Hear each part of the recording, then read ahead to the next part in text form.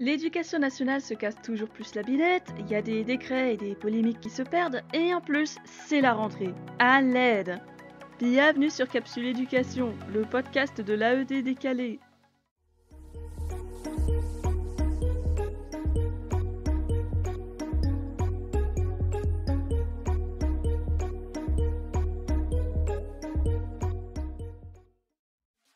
Un adulte dans chaque classe, on est mal.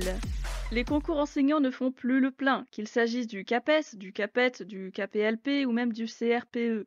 Et dans le privé, le CAFEP fait parfois grise mine aussi. Forcément, qui dit pas assez de lauréats dit pas assez d'enseignants devant les classes.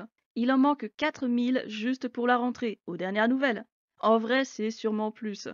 Une histoire de réforme des concours en 2022 et surtout une autre histoire de rémunération qui commence à devenir très visible, notamment par les témoignages des concernés et l'intérêt soudain de la presse. Pour remédier à la grosse boulette qui se présente, d'abord le recrutement de futurs enseignants en job dating. Ça, on connaît, on l'a déjà vu dans les 2 dernières capsules actu.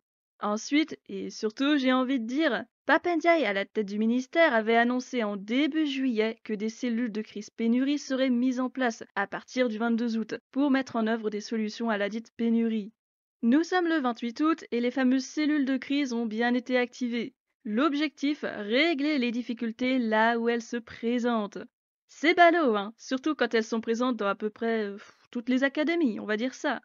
Installation des nouveaux professeurs, affectation du personnel. Depuis ce matin, une cellule de rentrée effectue dans chaque académie les derniers ajustements avant la rentrée. Tels étaient les mots très rassurants du ministre sur son compte Twitter. Bah, ça promet.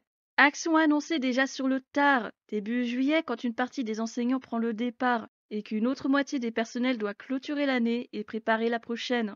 Activation le 22 août parce que c'est la date de rouverture d'une majorité des services académiques. Entre-temps, les affectations de rentrée sont bloquées pour une grosse partie des TZR et des contractuels CDD et CDI. Et les personnels de direction doivent jongler avec les emplois du temps et les contraintes. Bref, tout le monde est impacté. Pour l'anticipation, on repassera, hein. Reste à voir si ces cellules de crise sauront se montrer réellement utiles. Et que les recteurs aient enfin reçu l'autorisation de recruter les personnels manquants dans les listes complémentaires, pas certain que ça changera beaucoup la donne. Une chose est sûre, on est dans la panade. Et les recrutements sur Pôle emploi ou par job dating n'arrangent rien à la colère. Mate la compète avec le classement de Shanghai. Un classement qui a presque autant d'importance et de rayonnement que le classement PISA et qu'on découvre chaque 15 août depuis 2003. L'objectif, ça serait d'évaluer l'engagement des établissements d'enseignement supérieur selon les activités de recherche et les performances des professeurs puis des étudiants, à l'aide de ces critères.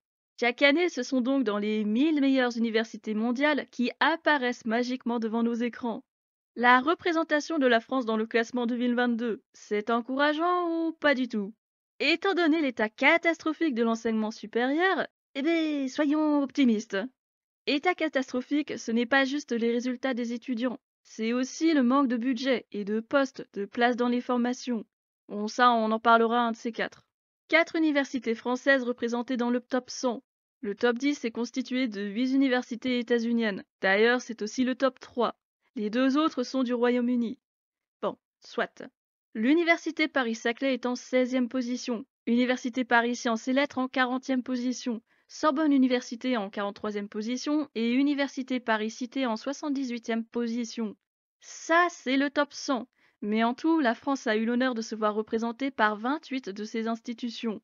Sylvie Retailleau, ministre de l'Enseignement supérieur, va conclure en disant que ces résultats sont le fruit de l'investissement des chercheurs, enseignants-chercheurs et de l'ensemble du personnel en appui à la recherche. Elle a juste oublié de mentionner que plus les années passent, plus le SUP s'engorge d'étudiants sans pouvoir leur donner de conditions décentes. Même chose pour les personnels. Un détail, juste un détail, évidemment. Au moins, on est dans le classement de Shanghai. Cédisation possible pour les AED du public et de l'agricole. Sacré nom d'un micro, on l'a enfin sous les yeux. Le décret qu'un certain nombre d'assistants d'éducation attendaient depuis la promulgation de la loi harcèlement en mars 2022. Décret d'application paru le 9 août 2022. C'est gentil de ne pas avoir publié ça juste avant la rentrée, merci. J'ai commis un épisode qui décortiquait le décret en long, en large et en travers, suivi d'une analyse personnelle. Tu peux retrouver tout ça sur le hors-série numéro 7, mis en ligne le 13 août. En bref, le décret ouvre bien la possibilité à un CDI pour l'AED qui a effectué ses 6 années de service dans le public ou l'agricole. Mais ce n'est qu'une possibilité, pas une obligation. Je suis obligée d'insister sur ce point. Non, l'établissement n'a pas à monter un dossier béton de refus ou se justifier auprès de l'AED ou du rectorat s'il ne renouvelle pas en CDI. Ce n'est pas un licenciement. La fonction publique ne se calque pas entièrement sur le fonctionnement du droit du travail. Tu n'es pas obligé de valider 120 crédits ECTS après 2 ans de CDI. Cet article-ci ne concerne que les AED en pré-professionnalisation, ceux qui se destinent aux concours d'enseignement ou d'éducation. Dans le reste, toujours pas de grille salariale ou de possibilité d'évolution pour le CDI, malgré son passage à l'indice brut 398 et indice majoré 362. C'est à peine 40 € de plus que le CDD. La rémunération est censée être révisée tous les 3 ans après entretien professionnel avec chef d'établissement ou CPE par délégation. Et le crédit d'heures de formation professionnelle ou universitaire est supprimé pour le CDI à temps plein. Apparemment, pas de clause de mobilité, puisque le décret ne le mentionne nulle part, et on peut te proposer autant un CDI à temps plein qu'à temps partiel. À ce propos, le rectorat n'a pas mis en place de quota CDI par établissement. Ce sont les chefs d'établissement qui choisissent en fonction de la dotation AED transmise avant par le rectorat. Voilà en gros les éléments à retenir. Une possibilité qui concerne entre 5000 et 5500 AED pour la rentrée 2022. Et le chiffre ne manquera pas de grimper en cours d'année, évidemment. J'insiste, si tu veux être sûr de ne pas te tromper dans la lecture du décret, pense à avoir le décret de 2003 sous tes yeux aussi, parce que les deux textes se chevauchent, il y a des références partout. Faut vraiment faire attention aux paragraphes et aux articles concernés. Dans les autres nouvelles du mois, 2 actualités malheureuses qui nous rappellent la brutalité d'un tel événement. D'abord la mort de Jean-Jacques Sampé, le 11 août. Si son visage ne te revient pas, il s'agissait de l'illustrateur des aventures palpitantes du petit Nicolas. Deuxième décès impactant, celui de Jonathan Destin, ce jeune homme harcelé durant sa scolarité et qui est devenu l'un des symboles de la lutte contre le harcèlement scolaire, après une tentative de suicide. Il était connu pour ses interventions dans les établissements scolaires. Autre nouvelle, la formidable attention du ministère qui a décidé subitement de nous sortir une liste officielle de fournitures scolaires. Il s'agit plus d'un modèle de liste qu'autre chose, mais elle n'aura pas manqué de faire déverser de l'encre sur elle et ses exemples étonnants. Dernière nouvelle, la polémique qui ne quitte jamais les réseaux sociaux. Après la division entre les titulaires et les contractuels, voilà la division et le mépris entre ceux qui bossent pendant les vacances et ceux qui ne bossent pas. Admirable façon de décrédibiliser la solidarité de tout un secteur quand on se tape dessus pour une telle futilité. Enfin, les profs ont le droit aux vacances, mais dès qu'il s'agit des personnels de direction ou des rectorats, la parole est différente. Comme si les vacances, c'était pas pour tout le monde. Et le droit à la déconnexion, c'est pareil. Heureusement, ce n'est pas l'avis majoritaire, mais quand même, 2 polémiques pour le prix d'une, nous avons été gâtés. Sortie en lien avec l'éducation nationale. La très grande classe, comédie française sortie le 10 août 2022.